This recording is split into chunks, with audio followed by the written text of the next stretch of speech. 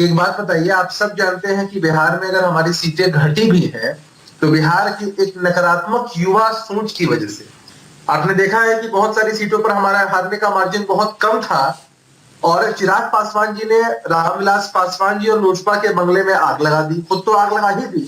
और दूसरा कि एक अवसाद भाव से ग्रसित थे वे, या फिर चाहिए कि पूर्वाग्रह से ग्रसित थे कि हमें किसी भी कीमत पर जेडीयू को आगे नहीं बढ़ने देना। तो जहां तक सीएम बनने का सवाल है, आपने कभी नीतीश कुमार जी के मुंह से सुना है कि मुझे सीएम बनना है? वो हमेशा कहते हैं कि जनता का जनादेश होगा, जनता चाहेगी तो हम सेवा करें। और सीएम वाले मुद्दे पर तो भाजपा के शीर्ष नेतृत्व ने पहले ही क्लियर कर दिया है, नरेंद्र मोदी जी से बड़ा कोई पर जनादेश तो आपके खिलाफ आया है, जनादेश नीतीश कुमार और उनकी पार्टी के खिलाफ आया है, इसलिए पूछ रहा हूं मैं। देखिए आप जब हम एक टीम में होते हैं और एनडीए को जब पूर्ण बहुमत प्राप्त है तो आप टीम को बाइफरकेट करके क्यों देख रहे हैं? क्यों नहीं देखेंगे? दोनों अलग अलग चुनाव लड़े, दोनों अलग अलग पार्टियों के एजेंडे पर चुनाव लड़े, दोनों का घोषणा पत्र अलग अलग है।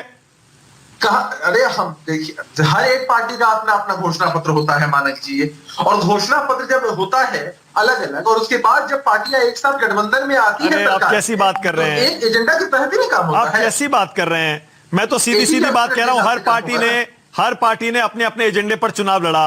आपके तो चेहरा थे नीतीश कुमार सरकार का और आप ही की पार्टी की सीटें घट गई। अरे मैंने आपको स्पष्ट रूप से बताया कि पार्टी की सीटें घटने का एक स्पेसिफिक कारण था।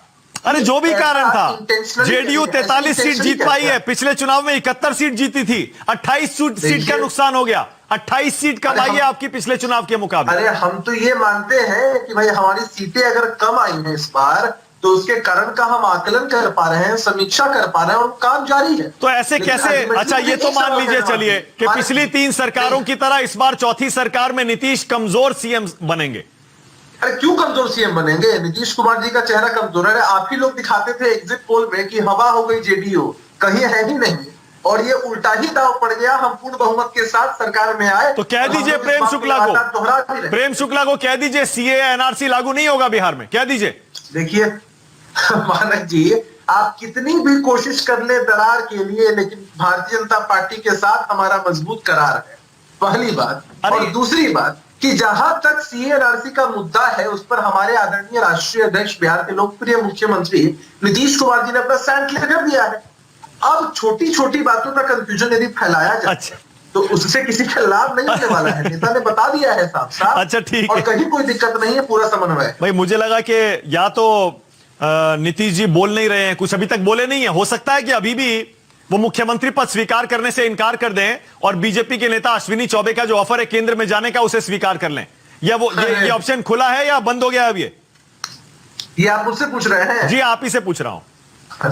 देखिए पहले तो मैं उनके बयान पे बता दूं कि बहुत वरिष्ठ नेता है, बहुत सम्मानित नेता है, लेकिन हर एक पार्टी के आधिकारिक प्रवक्ता कुछ कहते हैं, राष्ट्रीय अध्यक्ष कुछ कहते हैं।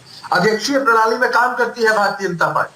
अब अश्विनी कुमार चौबे जी ने अपने मन से कुछ कहा तो इसको एकदम उनके निजी बयान के रूप में देखा जाए।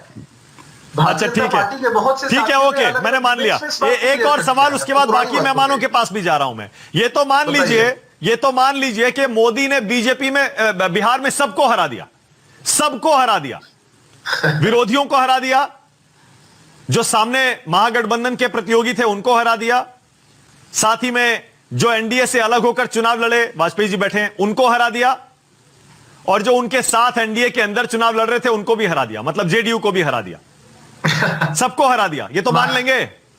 मानक जी, सुनने में बातें भले रोचक लगती है, लेकिन बात यह है कि चिराग पासवान जी ने तो सेल्फ गोल किया, खुद ही अपने बंगले में आग लगाई, ये सबसे पहली बात। और पूरे एनडीए ने मिलकर हराया है हमारे विरोधियों को। और तीसरी बात, आपने जहां तक जेडीयू की बात कही, मैंने कहा ना कि सुनने में रोचक लगती है। अरे प्रधानमंत्री जी लगातार चुनाव से पहले भी यह बात कहते आ रहे थे कि आधुनिक बिहार का निर्माण नीतीश कुमार जी के बिना संभव था ही नहीं। नहीं, आप समझे नहीं, मैं फिर पूछ रहा हूं, आप नहीं समझे।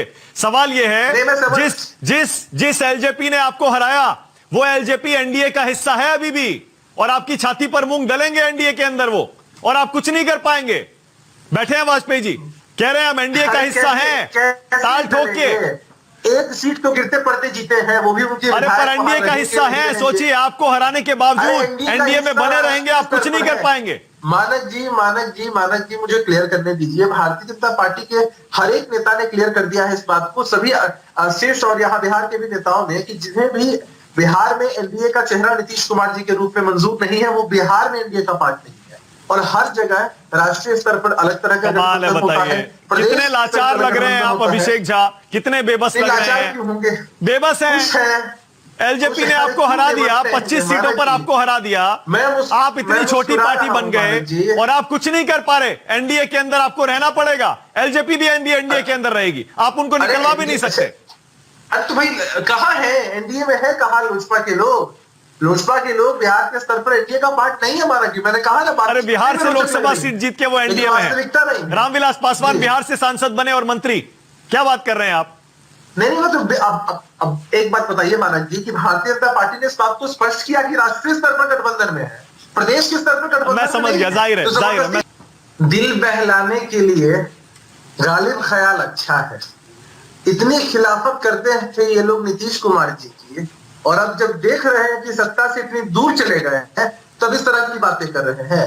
जरा सोचिए मानक जी कि आरजेडी 22 सीटों पर थी और नीतीश कुमार जी के साथ लड़कर 80 सीटों पर आ गई। सत्ता का भूख होता, जेडीयू को सीटों का नुकसान हुआ था भाई, कम सीटों पर लड़ी थी जेडीयू 2015 के चुनाव में। तो अब आपको जो भी कहना है, ध्यान भटकाना है। मानक जी, यह स्थिति वैसी ही है जैसे कोई बच्चा जब एग्जामिनेशन में फेल हो जाता है और वो अपने पेरेंट्स का ध्यान भटकाना चाहता है या झूठ मूठ के एक्सक्यूजेस बनाना चाहता है। तो अभिषेक जी, आप ये देख लीजिए, एक नौजवान युवा नेता तेजस्वी प्रसाद को हराने के लिए, उसको टक्कर देने के लिए प्रधानमंत्री, माननीय प्रधानमंत्री जी आते हैं, कई मेरा एक सवाल है, गृह मंत्री जी आते हैं, मेरा एक सवाल है आपसे, कैबिनेट आता है, आप कहां हटा, आप नहीं हरा पाए, आप नहीं हरा पाए। आप आज भी लार्जेस्ट पार्टी है, इस बात को ख्याल रखिए, इस बात को ख्याल रखिए कि माननीय प्रधानमंत्री जी के पूरे प्रयास के बावजूद, प्रतिनिधित्व नहीं दिया है, माननीय प्रधानमंत्री जी के पूरे ताकत के बावजूद लार्जेस्ट पार्टी है आरजेडी, लार्जेस्ट पार्टी है, इसको स्वीकार कीजिए। आप खुश मत रहिए, इस बात का आभार था कि तेजस्वी जी ने समझा दिया, बिहार के लोगों ने तेजस्वी जी को पूरी तरह से स्वीकार किया। अच्छा, एक मिनट रुकिएगा वाजपेयी जी, ओके।